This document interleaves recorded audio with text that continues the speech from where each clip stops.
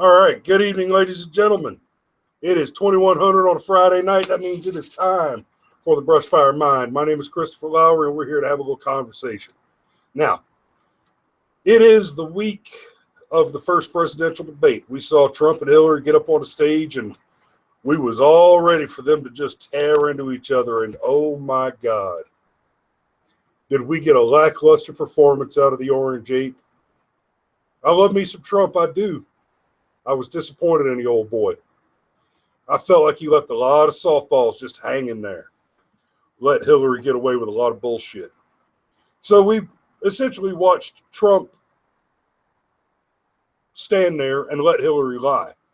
Now, on a level, this was a brilliant performance because we watched Trump stand there and allow Hillary to lie and lie and lie. There were a few things that really tweaked me, that really got my goat. One of them was Hillary said these words: "Stop and frisk was ruled unconstitutional because it was ineffective."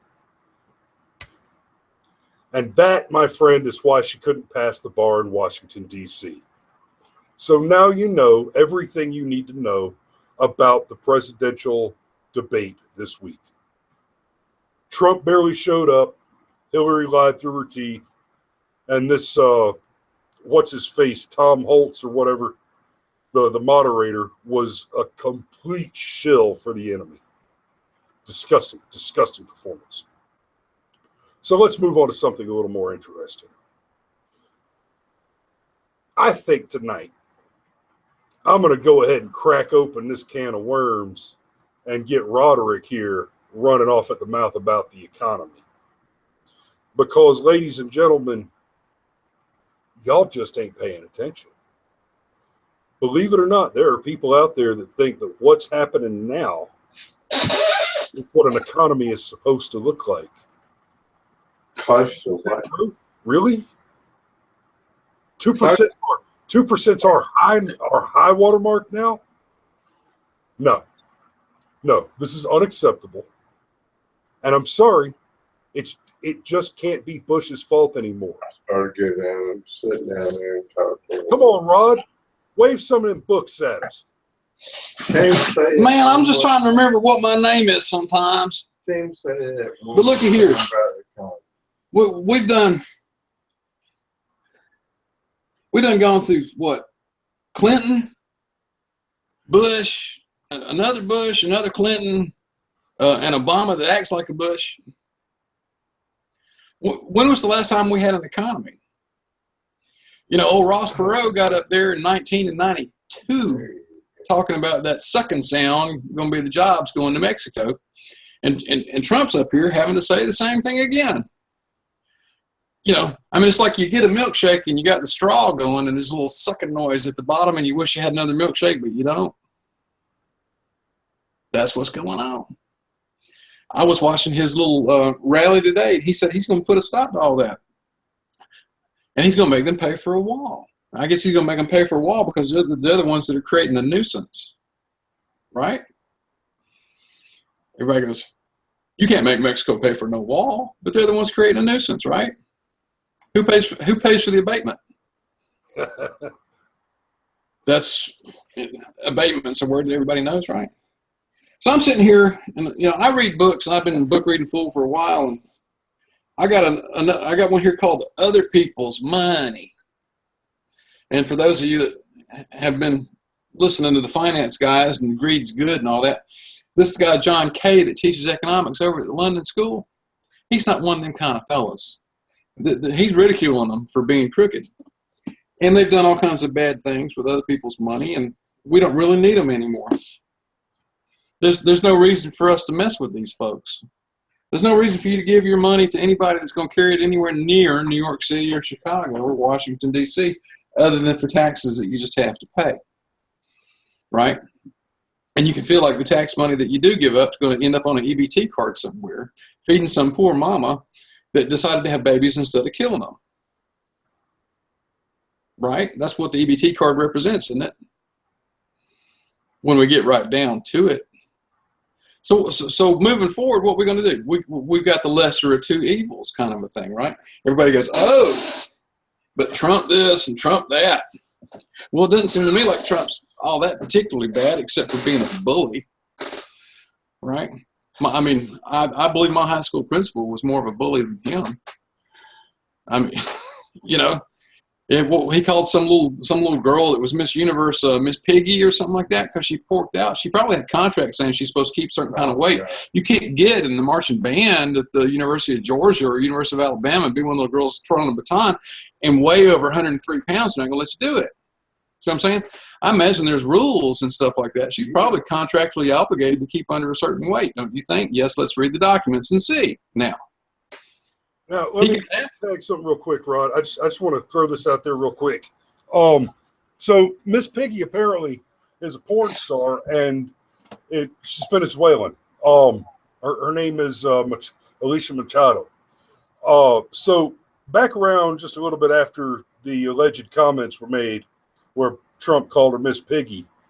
By the way, if you've read his book, The Art of the Comeback, he talks about that situation and how indeed she was in breach of her contract when she put on all that weight, blah, blah, blah. And this is well before the comments were made public or anything. And in the book, this is a book that was published 20 years ago. She was Miss Universe 1996. So the book was shortly after that. It's been nearly 20 years since the book was published. And he talks about how he went to the gym with her, and he did this and he did that, and he tried to help her out, and he tried to be encouraging and blah, blah, blah. So she goes on several of the talk shows, and she starts getting asked questions about when she was in Venezuela with her boyfriend. And she was arrested and charged, but never convicted, but charged as an accomplice to an attempted murder with her boyfriend. And during the course of those court proceedings, she told the judge that she was going to kill him. She threatened to kill the judge. So they ask her about this on these talk shows, and here's what she says. I shit you not. She says, well, everybody's got a past, but that's not what's important right now. I'm like, well, hold on a minute. Isn't what we're talking about somebody's damn past? If your history of threatening to murder judges isn't relevant to the conversation, then neither is Trump calling you Miss Piggy when you put on a bunch of weight and breach your contract. So how are we not done with this already? Well, she posed twice for Mexican Playboy, and she was in some sort of a sex scene that was on TV. One of them kind of like steamies, but it's but it's not all the way kind of a deal. Right.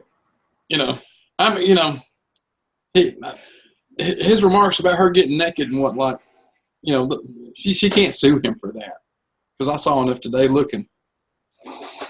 I was just no, come on, man. And I went looking, didn't take long. There she is, all her glory.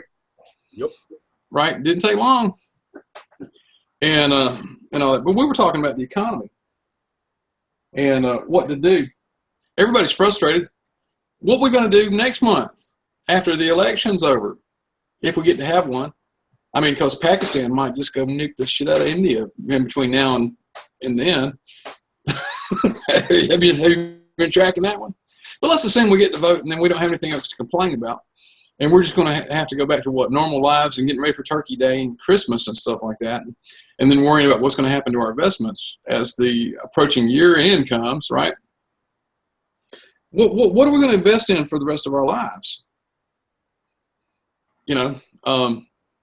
It's apparent to me that organizations like the Federal Reserve Bank in San Francisco have come out and said that as a part and parcel to the withdrawals by the baby boomers, which people born between 1945 and 1964, of which I am one barely, that those folks are facing a 50% haircut in a stock market collapse. Now, this is the Federal Reserve Bank saying that there's going to be a collapse somewhere in the midst of these people withdrawing their funds, because it's just a simple supply and demand issue.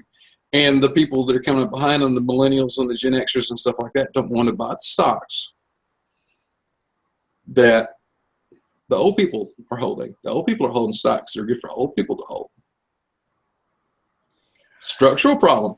Now, you've got old people holding all these stocks that nobody's going to want to buy from them, and they're going to get their butts chopped off. It's not a haircut. It's going to get, if you're losing half, that's half your ass. Right? Now, how come that's not part of the presidential election cycle? And how many of these other kinds of economy killers are out there that nobody wants to talk about? I mean, we can't figure out where Aleppo is on the map. Here, I'll put a blindfold on. You put the map on the wall. I'll hit damn Aleppo with a dart for you. You know what I mean? Who cares? It's over in Syria somewhere, and the Russians are bombing it. Right? Is that in Iraq? And then they're all upset because Trump wasn't all gung-ho about going into Iraq to start with. And they're saying, oh, yes, he was. He was all gung-ho. Because he was on the Howard Stern show. Right? And I've never seen anybody say, well, I guess I guess. You know, I've never seen anybody that was less enthusiastic about going to damn war. He's not exactly going, oh, I'm a Yankee Doodle dandy. You know what I'm saying? He went out there with the drum beating on the thing. Nuke him, nuke him, nuke him, nuke him. You know, bomb, bomb, bomb, bomb, bomb around. I've seen the interview that they're talking about. That Hillary, who voted for the Iraq War and the original Mexico fence, and they're jumping up and down. Oh, Trump was all for the Iraq. He supported the Iraq War. Guys, to say that he supported the war in 2002, before we actually went into Iraq, Howard Stern asked Donald Trump, "Do you support invading Iraq?" And he said, "Yeah, I guess so. I wish we had done it right the first time." You know, that reminds me of that song, Ogre. Wow. I guess if I have to, you know, I mean, it's just totally reluctant, you know. And I remember the guy being against the thing, you know, because I've existed since 1960 something, and when people say things, I sometimes remember them. I don't have a 1984 glory, you know, pour it out, you know, it spills on the floor and evaporates kind of memory. Oh, people say things and I remember them, you know. Okay, here's one for you too. Speaking of relying on your own memory, Trump said something about people celebrating 9/11 when it happened. There were Muslims in the streets celebrating when the trade towers went down, and all of a sudden the mainstream media, the news outlets, Facebook was just on fire. Trump's a liar. He's making this stuff up. No, we can't even find any proof of it. There weren't any news articles about it. There were some folks in New Jersey. We were watching that day, dude. They were across the river watching that. Yeah, that was 14 years ago. How do you people not remember this shit? And then they had the Palestinians over there doing the happy dance. You know, people, them crazy fuckers all around the world. Sorry. I did it. It was my fault. It's okay. It's okay. I won't do it again today. But they were over there doing the happy dance because of that happening. I remember it distinctly. I remember they put the guy on there saying, well, we're going to have to pull the building. You know? What do you mean pull the building? That's strange language, right? And then all of a sudden, number 7 comes tumbling down. You know? I remember firefighters. You and I were watching the TV at the fancy restaurant because that was the closest place we could get to watch it on TV set without just slap going home or going back and sitting in your hot van. Look, we were sitting there watching it, and the firefighters were talking about explosions going off on the ground floor and down beneath and stuff like that. We can't remember things? Are you kidding me? It was on live TV and everybody saw it. And so now here we are with Hillary Rodham Clinton, you know, and she wants to be El Presidente. And I've been posting. You remember Oberman, the guy that used to do the sports announcing? He had his own show back in 2008, and it was a political show that was on the MSNBC late. And he got after her for 10 solid minutes because she's the one that started that birther crap. her campaign's the ones that started coming out with the pictures of him wearing Muslim garb and all this kind of stuff, trying to sabotage him. Well, golly gee beef, she didn't manage to prevail against good old Obama, but she sure did get Bernie good using the same kind of stuff, right? Bernie just didn't know what was happening to him. And she had that old woman in there in charge of the Democratic National Convention. What was that one's name? From Florida? Debbie That was a little different than what Obama did to her, though. Oh, what did Obama do to her? Over with a popularity contest. Yeah, things were actively manipulated to push Bernie out. I think Obama just out-pandered her. You're probably right. I think what he did was he focused most of his energy on getting people registered to vote, and they kind of knew who to vote for. You know, plus, I mean, she was doing things that were totally unacceptable in 2008. All of a sudden, those totally unacceptable, unforgivable things are somehow never mentioned now. Just didn't happen. Right. Yeah. Right? And so he's sitting there, he's letting her lie through her teeth on national TV in a debate with his bad microphone. They admitted the microphone was bad today. Yeah, I saw that. You know. They roasted him pretty good about it when he first said that when he first said the mic was bad. They roasted him pretty good about it. Here comes the election commission. No, bad mic. Trump's mic was bad. All right. I believe that he's marginally more intelligent than she. I think he's got more than 20 IQ points on the woman. Yeah, see, look, I have never been one to argue with Clinton or Obama. I have never been one to argue, and I maintain this. These people are not stupid. They're not unintelligent. When it looks like they're failing, when it looks like their policy positions and their maneuvers are causing unintended consequences, or they're just they lack foresight. That's not the case. Ain't no such thing. Exactly what they want. They're getting exactly what they want. Amen, preacher. Preach it. Preach it. You've been reading books. I can tell. I learned that one from Parmenides. You've been reading books and shit. I can tell. The temptation is strong. Democrats have a long history of being bad boys.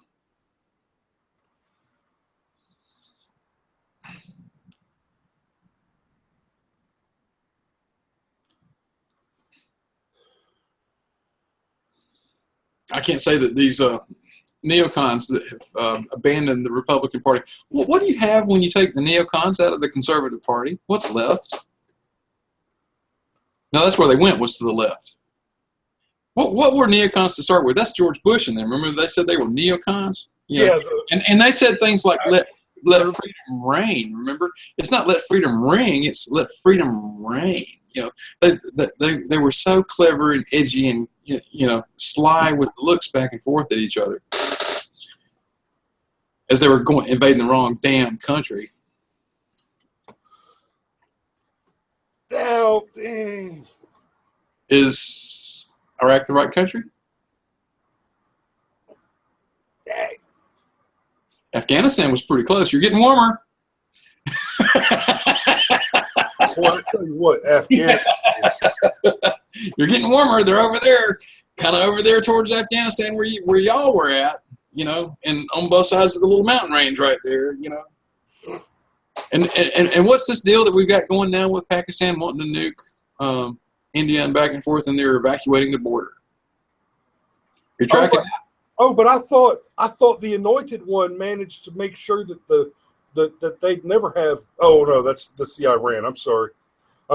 I'm starting to get my nuclear Pakistan Obama allies confused. Well, Trump was talking about how much space would $1 billion occupy in the corner of a warehouse.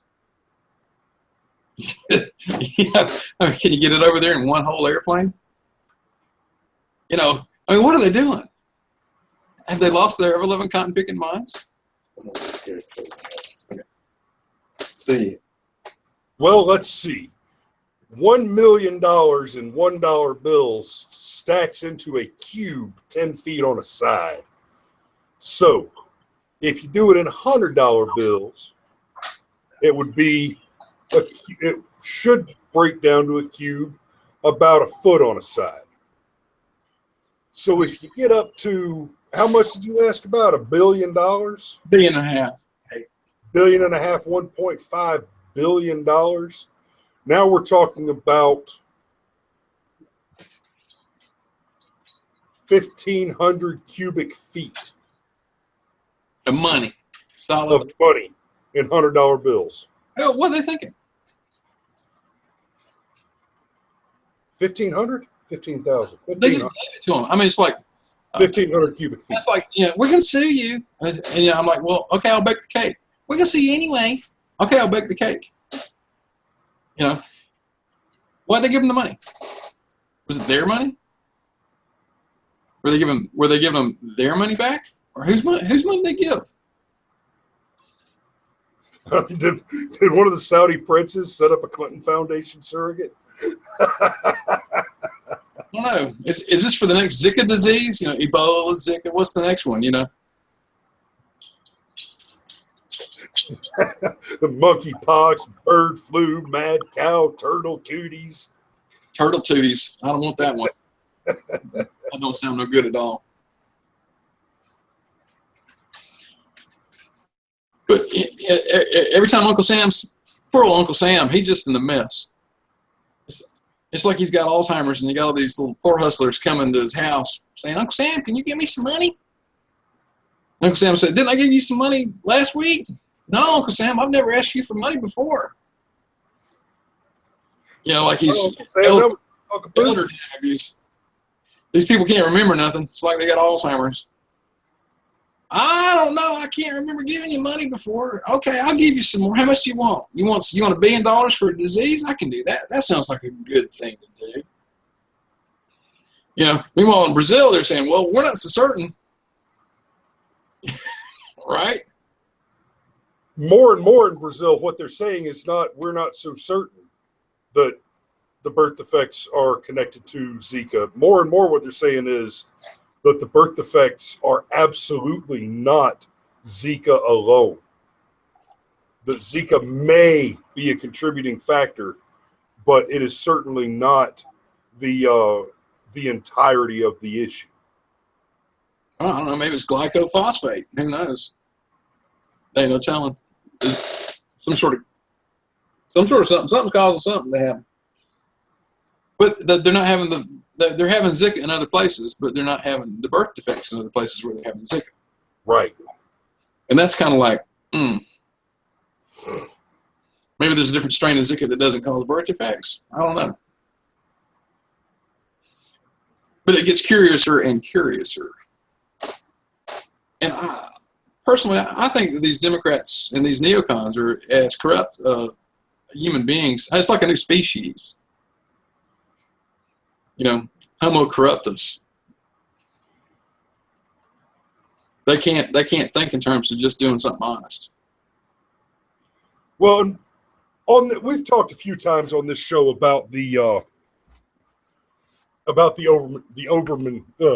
Overton window. We've discussed that a couple of times on this show. And let me tell you, one of the things I love about the Donald, amusingly, Donald Trump is not a conservative candidate. I'm super conservative. I really am.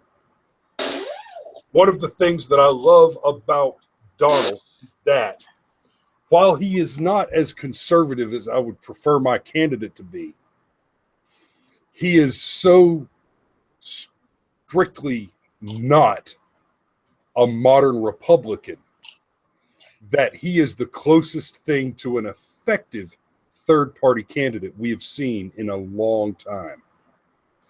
He's a better third-party candidate than Gary Johnson. And I say that because of this. If Trump wins this election, It will be a referendum on modern politics, 30 years of the Overton windows slide to the desperate left, several decades of incredibly bad economic and monetary policy. Monetary policy more so than economic policy. And I'll get to that in just a second too. Well, yeah, but that's where I was starting out at. The economists are the ones driving all this stuff. They're the kooks that are coming up with it. The politicians don't dream this stuff up. Right. No.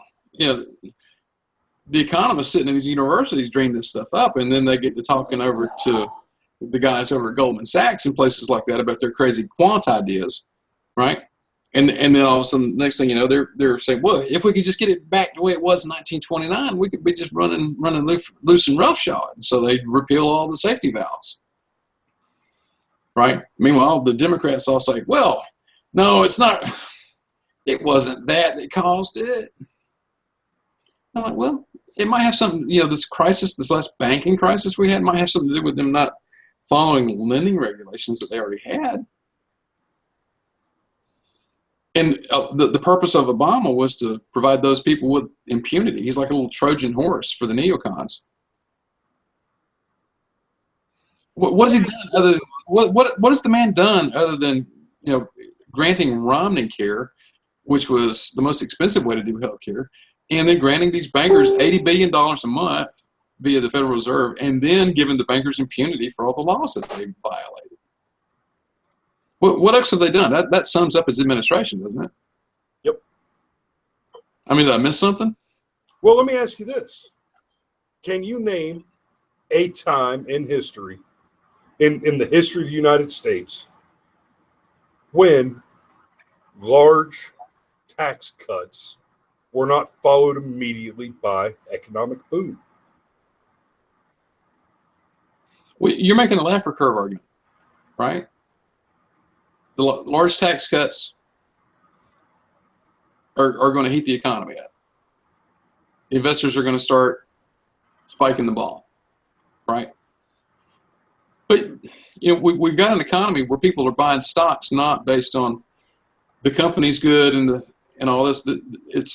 They're betting on price fluctuations on margin, right? Yes.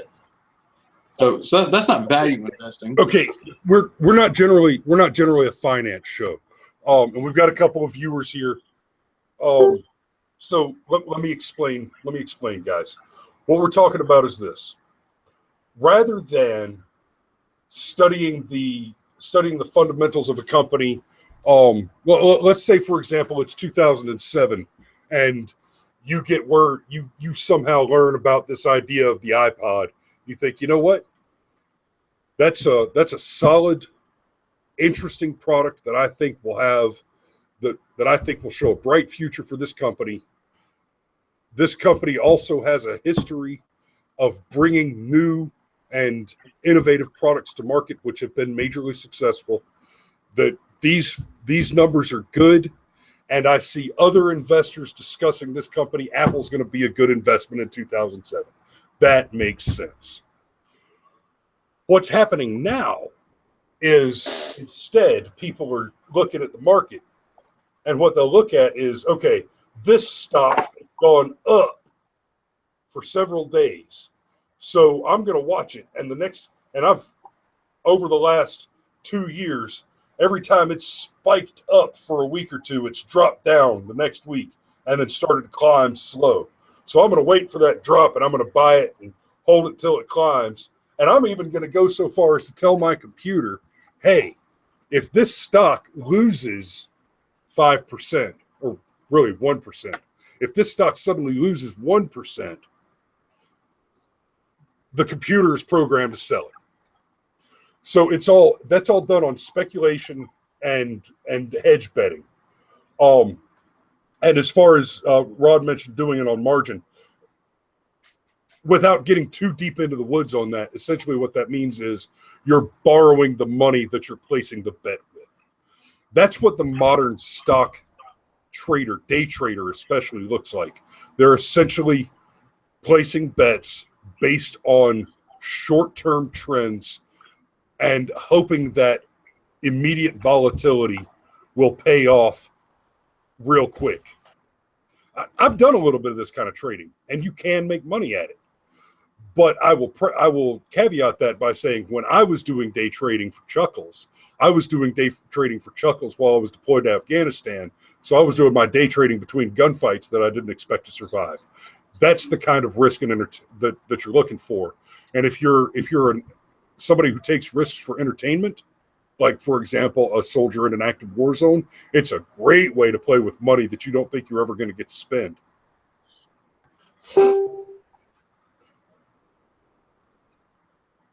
And just monetary policies. Okay, but I'm going to pass this back over to Rod so he can get back into what he was talking about with the margins, and he's going to tell you about GE and their freaking, no, not GE, GM, and their freaking PE of 4 and that incredible sack of horse shit. Well, I've got it up on. We're echoing a little. I've got it on the PE of 4.06. The U.S. government realized a multi-billion-dollar loss on a company that, as soon as they realized the multi-billion-dollar loss, started paying 30-cent dividends per share on 1.56 billion shares outstanding. So they're paying out 1.56 billion shares. They're giving them $1.20 a year. That was in 2014. It went up to 36 cents in 2015. Now it's up to 38 cents. Okay, well, instead of having a multi-billion-dollar loss accrue to the government on a PE of 4, they could have simply held those stocks and had the dividends pay them back over a little bit of time. And it looks to me like the stock's trading around 30. You know, the low in 2012 was around, what, 19, 20? That's 10. It's trading $10 higher. If I go to the 10-year view, of course, it was doing the cycling up and down thing. Seems to be pretty stable around 30 now, up and down around it. But that's done on purpose. That's crony capitalism. That's where you're just lying in somebody's pockets with money. You know, and you take all these healthcare stocks and stuff like that are, talking about how they can't make any money. You start pulling them up and you find out that they weren't paying dividends at all before the ACA was passed by Congress, and their stocks were trading typically around $10 a share. Right now, their stocks are running about $125 per share, and they're paying dividends like 25, 40 cents, something like that. Nice, big old fat, juicy. Right? But yet they're going, well, the government's got to give us billions of dollars because we're not making as much money as we're supposed to be making. Right? And it's just all corrupt. We got to bomb it again. It's pathetic. We're talking about things that are economy killers. Well, how long can your economy last when something that used to be 6% of the economy is now being made to take up 24% of your economy, or 21% with the healthcare costs? The way to do it. A real Democrat would have never settled for a Republican Romney care plan. A real Democrat would have settled for an expansion of Medicare and Medicaid, right? With expansion, because they only had to add people in, right? and they're going to pay their own way. What's happening now is people are paying what, $200-300 a month or something, and then the government's paying more than that for them to have premium. So the healthcare is actually about twice as expensive as what it used to be. Many of my clients, Rod, I have many clients who are getting large subsidies. Very large subsidies. $500 or $600. They've got a $6,500 deductible. They're not getting any health care. They're getting Depot health care with a $6,500. Rod, hold on a minute. Hold on. Listen to me. I have customers who are getting $600-700 a month in subsidy and are still paying $300 and $400 and $500 a month for a $6,500 deductible health care plan with a $6,500 out of pocket after they pay their deductible, and they have no coverage to go to the doctor. They pay for that out of pocket until they meet their deductible. They Right. pay for their medication out of pocket until they meet the deductible. They're not insuring a damn thing. It's a big damn fraud that looks like it's legal. And that's Obama, and that's Hillary, right? Hillary doesn't want nothing to do with changing no ACA around, right?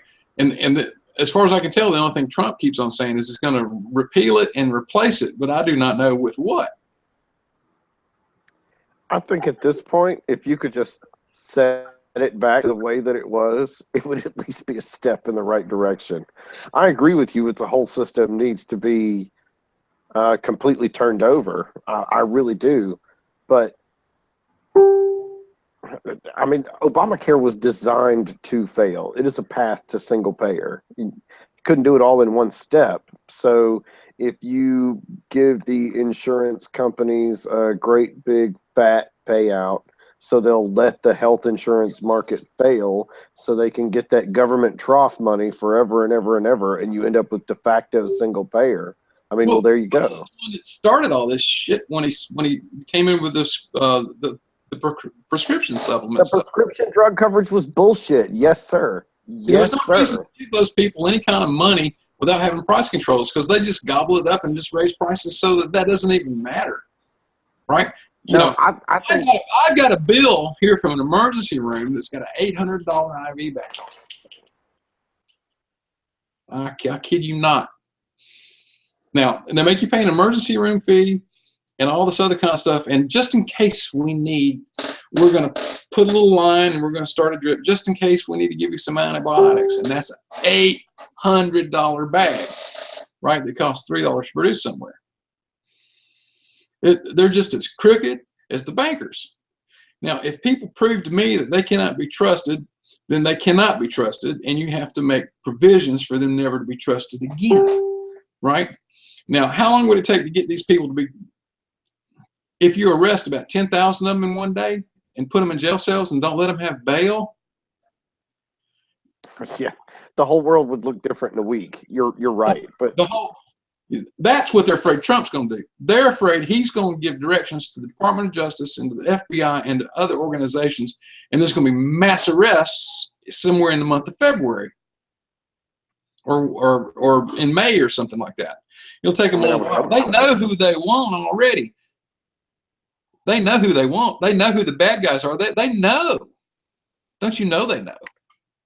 yeah, of course they would have to know. There's no way they can't know. There's no way they can do that job and not know exactly the same things that you and I know. From getting them. They know who to go get. They ain't no doubt about who to go get. And they're sitting there, these FBI guys, they didn't go to damn college and then take an oath to get into the FBI in order to do this kind of crap. That's not, those people aren't them kind of folks, I don't think. Maybe they are. What do you think, Ogre? You think those people working for the FBI are just that stupid? Or I don't think they are. I don't see how they could be. I don't either. I don't see any way. I mean, those poor guys. They must go home and cry at night. Right. Yeah, I actually really agree with you. It takes such a specific track to even be considered for the FBI. There's no way you get there by anything close to accident. So you go to work for the FBI so you can bust big criminals. It's what you want to do. And now all of a sudden there's this whole sector of big criminals you're just not allowed to bust. Yeah, it must be awful. Obama's impunity dispensary. You know, they're talking about damn Clinton selling her office. Well, he's selling impunity. I don't know where he's getting paid. I mean, how much money is selling that much impunity worth, and who's getting that money? I mean, he's going to walk out of office in his 50s in good shape. He's going to live the rest of his life just giving speeches and making money. That's what he's, as much as he can milk it till the day he dies. There must be somebody that's got a little doll that's got pins and stuff they're sticking in it that makes him go. He must be Obama's a committed ideologue. He's like a zombie or something like that. You know, we got these riots in the street. Have we mentioned riots in the street lately? I can't remember the last time I saw a riot. remember last week Chris said we couldn't. What do you think about riots in the street, Chris? I didn't say we couldn't talk about them. I said let's try. I wanted to try and avoid them because I'm just getting tired of hearing about them. Well, But, yeah, I'm sitting here talking about bankers and healthcare people needing to get put in jail, and they got that machine, the TIG welder, that you could put them in a jail cell and weld that door shut so they can't get out of it. Well, I like it. I like it. And I no need to ever let them out. Not even Rob, I'm with you. I know these guys are corrupt. Like the whole mess with Wells Fargo. It was not 5,000 employees' idea to start committing fraud on a routine basis. They didn't show up to work on Monday morning and go, I know what I'm going to do. I'm going to take Mrs. Jones' Social Security check and divide it in half and open up a checking account that she doesn't even know about. Their idea at all. That's the same way old Hattie Mae over in the black section of town. She didn't outsmart the banking regulators and the underwriters and stuff like that. No. They doctored the papers themselves after she turned them in. Right? Just sign the form at the bottom. We'll fill it out for you, honey. Oh, right? yes. And then they get a mortgage loan that's going to reset, and they don't know it's going to reset, and it's going to go from you're making $600 a month payment to you need to make an $1,800 a month payment. You think you might get foreclosed. Well, I mean, obviously, what do you think is going to happen? You'll You get gather a bunch of people all that rip off loans. People talk about buddy. Hang on. People talk about FEMA and these internment places and stuff like that, right? Where they're going to just grab massive numbers of people and put them in a corral out in the middle of a desert somewhere with guard towers and Sergeant Schultz going, I see nothing, I hear nothing, I know nothing. Well, I know who they need to put in them kind of places. And they wear fancy clothes. Why do everybody get quiet when I say stuff like that? I'll tell you what it is for me, Rod. I don't think the answer is price controls at all. I think price controls actually contribute to the problem. As long as you've got some method where the federal government can arbitrarily users, there is incentive to be corrupt and try and buy favor. We're talking about $800 IV bag, right? Now because the law enforcement agency lets them get away with it. You can't charge no $800 for no damn saline bag, and you're not supposed to be able to charge whatever you want for a saline bag if the client doesn't see the cost of the saline bag. If Medicare or their insurance company or whoever picks it up, it doesn't matter what it costs if you're not actually paying the money out of your pocket. Well, guess what, Bubba? I'd be changing that one around real swift-like. See, I would too. Part of the problem. I wish I could say that an $800 IV bag is bullshit, but there's no method of redress for that for me at all, because almost 80 years ago now, FDR decided to impose wage and price controls. So the group health insurance market was created as a way for employers to offer incentives to guys like me that have families to take care of. So if you're going to solve the problem with more price controls, what's the next problem we deal with in the next 50 to 100 years? Because we solved this problem with... There's a finite amount of money something's supposed to cost. How much? Come on, man, it doesn't make sense for people to put $800 price tags on something that all costs $3. I agree with that. So what is the EpiPen is delivering over the course of 30 seconds a measured it's dose. A plastic metal adrenaline shot. It shouldn't cost several $100s. Yes, it should not. Okay, well, you agree with it does. That's bull. I'm not going to say the word. I agree with me having the ability to control the price. I agree with me having the ability to go and buy it somewhere else where it will not cost $600 for 2 pens. That's what having the government step in and say you're not allowed to charge a certain amount of money.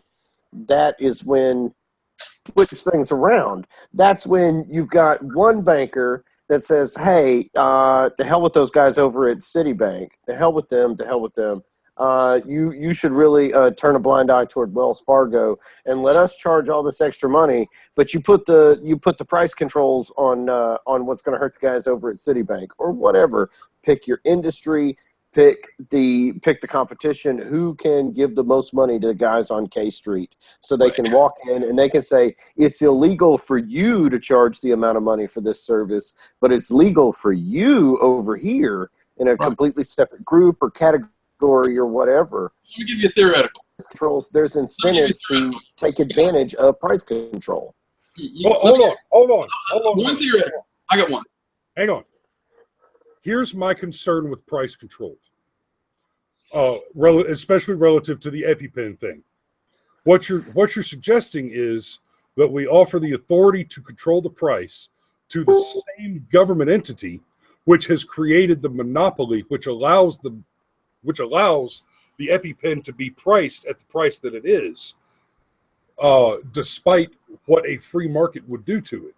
Now, if there were a competitor, if somebody could compete and offer a similar product at a lower price, then the EpiPen would not be priced as such. However, as we all know, a monopoly cannot functionally exist without government assistance.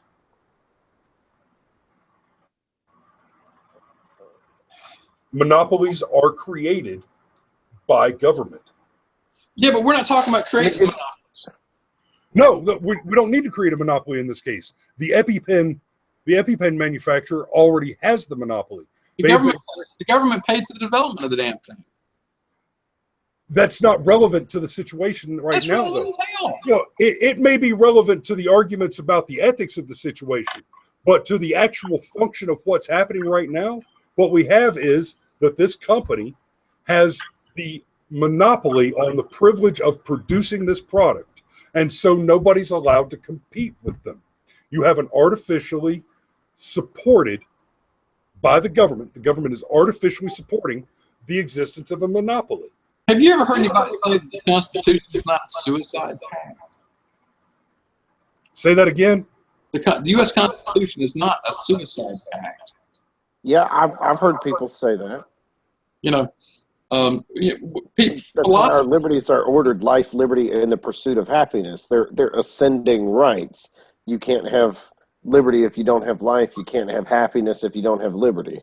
Now, I mean, you guys believe in markets, right? Yeah. Okay. Now, if you grant somebody an exclusive right to sell something, that doesn't mean that you grant them an exclusive right to sell something at a price that's so high that nobody can afford it. But don't we already have antitrust laws in place? Isn't that the whole point of making it illegal for one company to lock down an entire sector and allow no competition? Because it's not. What's it going to take for what me is to at stake is. What's it going to take? What's at stake is the EpiPen is not. Is their particular patent on the injector, not adrenaline. Any 22-year-old guy with a biology degree can make some adrenaline in a lab. That they can do that, and since they have a patent on the injector itself, it'll cost $10, right? So exactly, it should be delivered to your door for about $25, including the FedEx delivery charge. I'm 1,000% with you on that, and it's because you have the complicated healthcare laws that we have, the complicated wage and price control laws that we already have on the books, that you incentivize this sort of corruption. If you can use the federal government's ability to say you are allowed to do one thing over here, but not allowed to do another thing over there, that's a cudgel that you can use. You don't have to have competition anymore. Your customers are no longer allowed to get pissed off at you and go somewhere else. $800 for a bag of salt water and plastic is ridiculous. It is. But there's no way to request a different company make your salt water or your bags or whatever, because everything, every step of the way is so tightly controlled already that you incentivize going around the system or making the system work for you.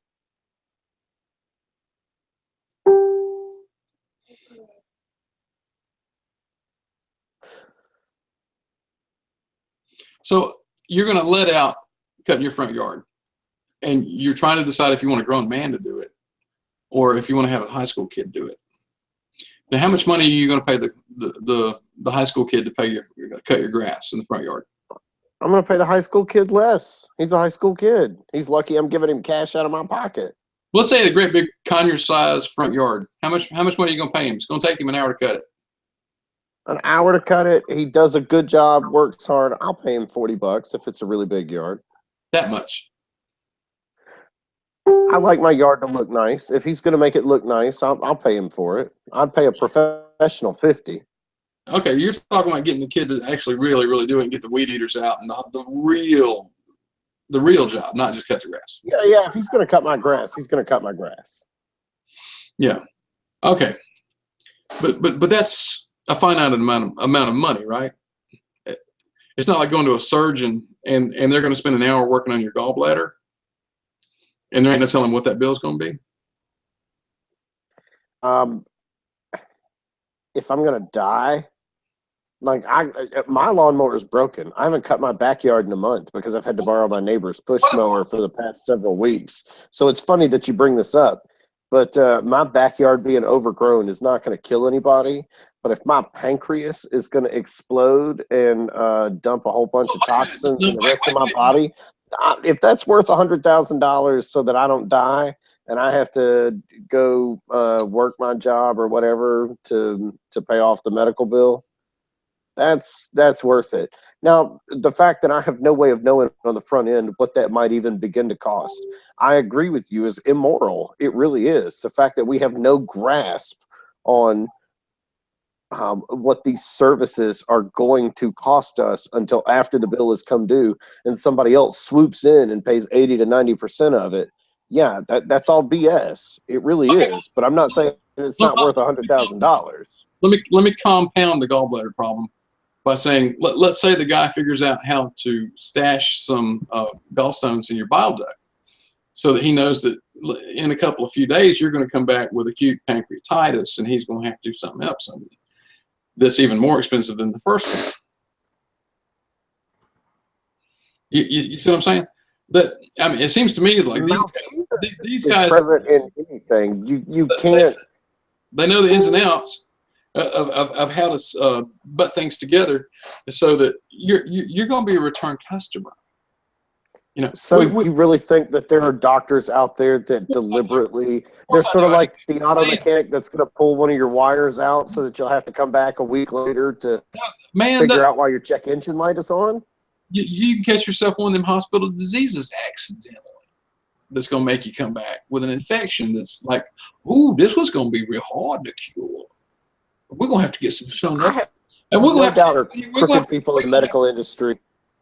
I have no doubt that there are crooked people in the medical industry, just like there are crooked people in every other walk of life. I have no doubt that there are doctors that are absolute snakes in the grass. No doubt, no doubt, no doubt. I mean, it just seems too reasonable. Suggestion. Yeah, but for what you're suggesting to be a major driver in the price and the way healthcare works, you're suggesting that a large percentage of doctors routinely practice of deliberately harming their patients. The first rule of being a doctor is do no harm, and you're suggesting that as a routine, yep. that's where you lose me. Why do you go? I haven't lost you. I've only begun convincing you. I haven't lost you at all. You'll come back. So why do you spend 25 years of your life in school, literally just to go rip people off for the next 25 years? Why? You got to pay for Why? being. You can start ripping people off at any point in time. You can be 13 years old and start ripping people off. Making money until you owe $1 million. Your damn student loan.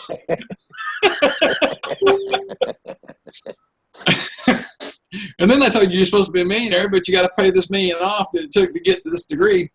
And oh, by the way, you can't go anywhere else and get the degree because we won't accept it from overseas.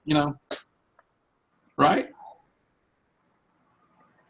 You can be a doctor in Russia, and they won't let you practice medicine here. And they had to go to school about 10 years longer to get the damn degree.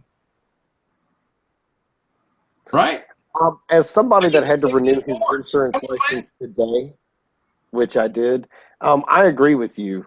Ethics have nothing to do with the money that I paid to somebody that I did. I paid a fee online to take a class online, to take a test online, so that I could pay the state another fee so that I could say that I am legally licensed to sell insurance.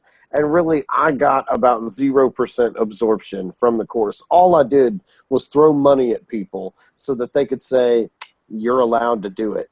I understand that there are all these barriers to entry and so forth and so on. I get the concepts that you're laying out. I really do.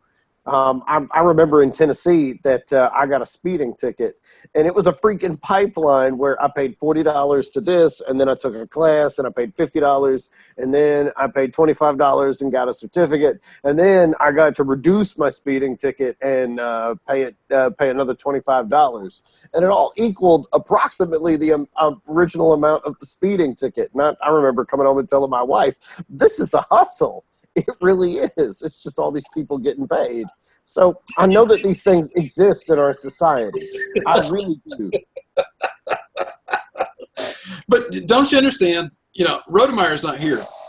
One of the first times I came on here, I was talking about there wasn't a whole lot of difference in between the United States and the Soviet Union in terms of anything except planning, and scheming, and the number of people that were allowed to do it. And he got mad at me. It's okay. I ain't gonna hate on you. But this, you know, we're turning into damn little commissars, you know, and they shook it off, and now here we have these neocons running around trying to bring it on. And Hillary, but she doesn't really want to be a commissar. She wants to be a modified thing, right? I don't know what they're trying to accomplish. Neo-feudalism or something? Crony capitalism, oligarchy. Hillary's just a crook. She and Bill are just...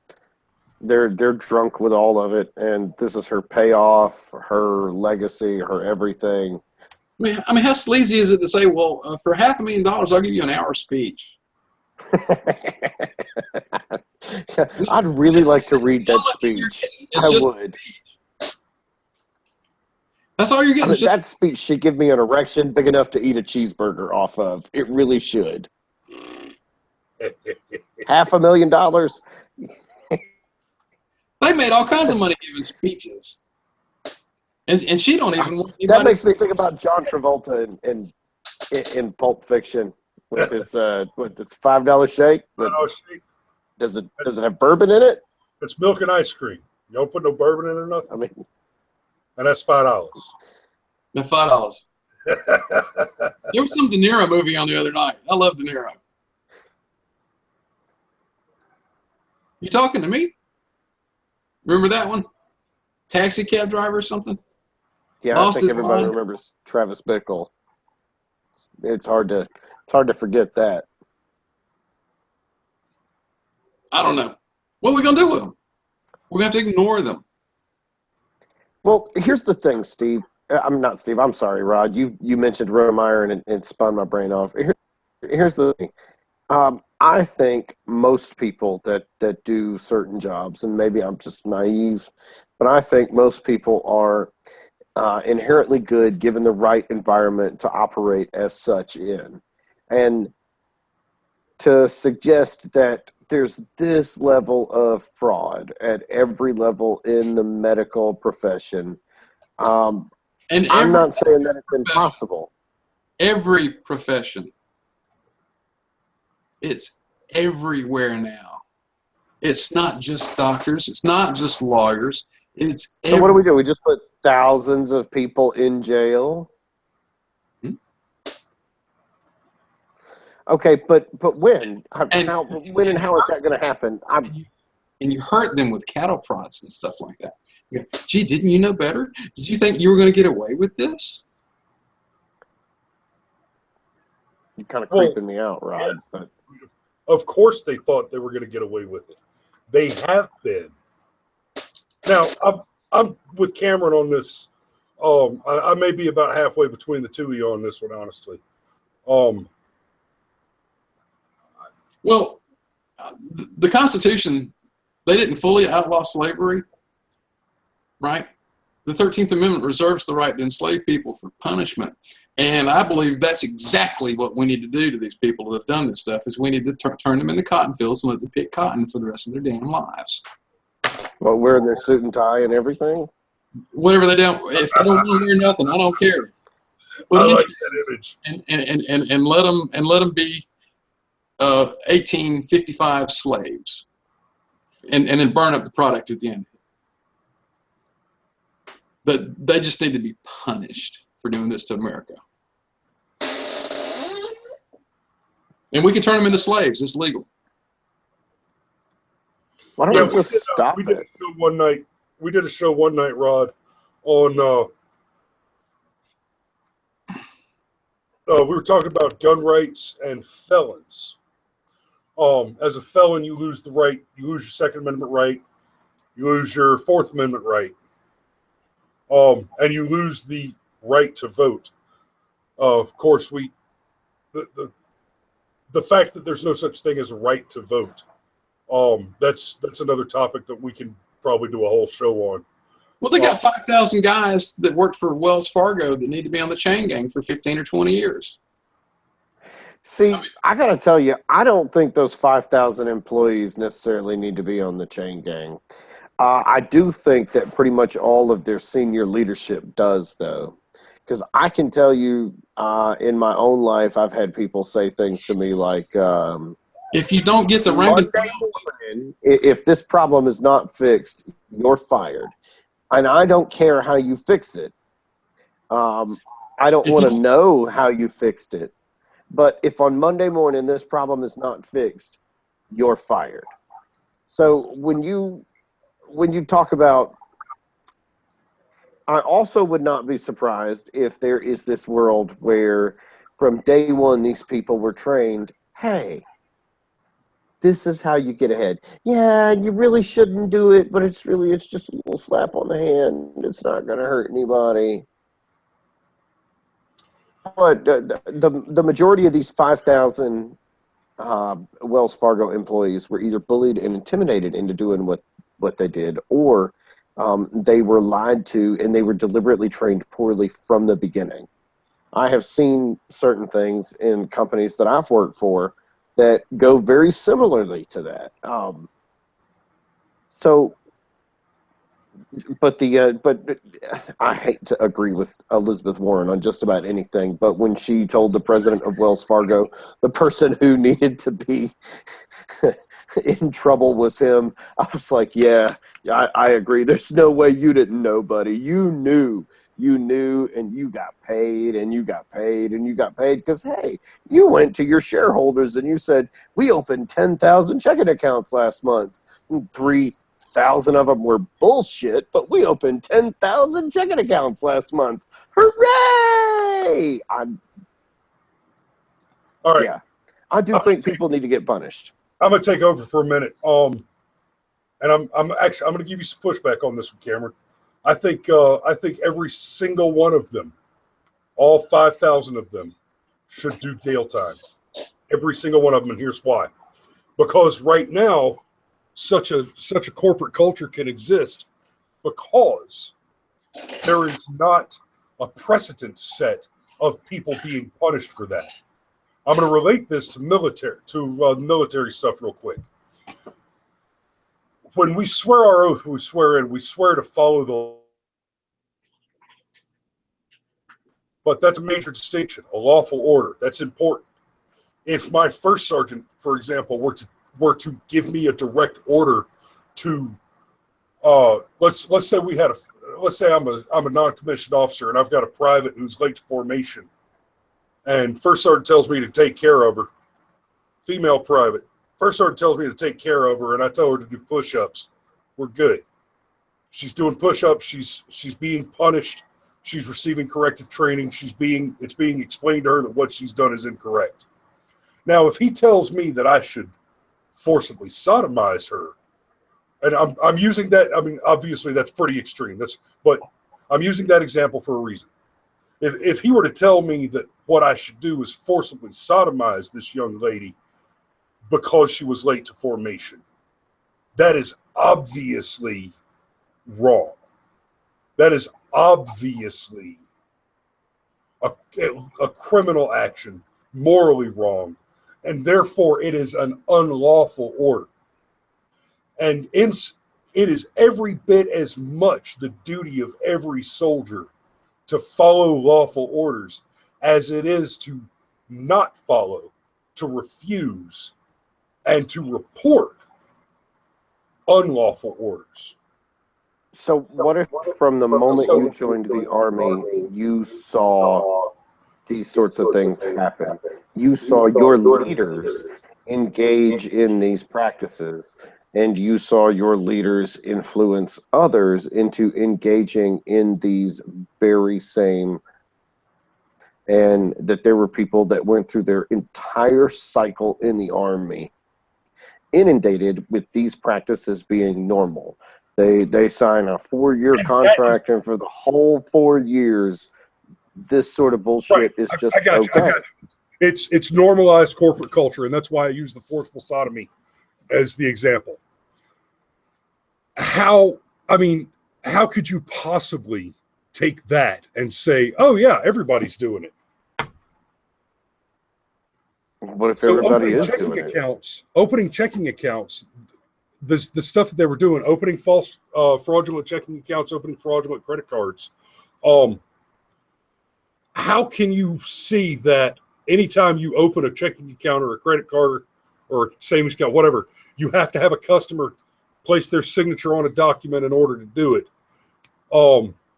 If that's the case, then how can you possibly, even if everybody's doing it, how can you possibly not understand that it is wrong to do it?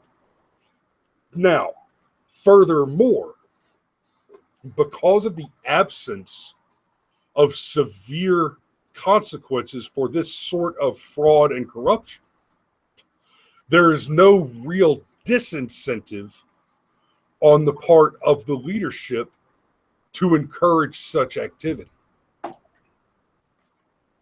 And what happens to all 5,000 of those people could get put in jail right now, but the people that knew that it was happening, that encouraged it to keep happening, that lied to the entire world and that lied to the SEC, those people will not be in the slightest bit affected by getting locked up, because I would guarantee you. And look, okay, fine, they committed a crime and they should pay a penalty. I'm okay with that. I really am. I'm not suggesting that you shouldn't be and that you should be immune because somebody else said a mean thing to you or somebody else lied to you. Like, you have culpability for your own actions. And you know, if you work for a place like that, maybe you should just leave. Maybe you should. So. But here's the thing, man. The guy that's honest, what happened to his job? He didn't do this, right? So what happened? And he got fired. Okay, well, that's the reason I say we have to punish the rank and file as well. That way, the honest guy who's going to obey the rules no matter what doesn't get screwed. Because he already got screwed. He got fired 6 months ago before these other 5,000 did. The first guy to get screwed is always the honest guy. That's the way this thing's set up. The honest guy, yeah. He's only going to be able to make honest money because he's going to use honest tactics, right? He follows the rules, right? He's the guy that's going to get screwed to the wall first. I just think... that happen. The honest guy always gets kicked out of the company first, and everybody that's left is these little nasty freaking monsters that are just, you know, with their little sharp knives and stabbing people in the back. They deserve to get punished. What did they eschew? They eschewed honesty. And what did they prize? They prized dishonesty for money, and they don't even get paid that much money. Look, I agree with you. It is the most selfish incentive to be dishonest. Yes, that's a fair point. It's just compares it to military, you show me any group of soldiers that has good leadership, and you are going to be looking at a good group of soldiers. And you show me a group of soldiers that has, and you're probably going to be looking at a shitty group of soldiers. And Yeah, they're called the 10th Mountain Division. womp womp womp womp. Oh, by the way, Washington's upsetting Stanford 16-0. I guess it really comes down to, as long as Hillary Clinton can get away with setting up an illegal server, honestly, why the blue fuck do any of the rest of us have to follow the rules? Why? Why? When you can clearly commit espionage and treason and malfeasance and all these other terrible things and just get away with it, and you just might be the next president of the United States. For anybody else to play by the rules anywhere ever for the rest of their life. Really.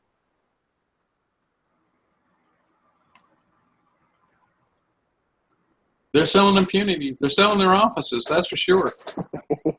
I mean, it is for sure.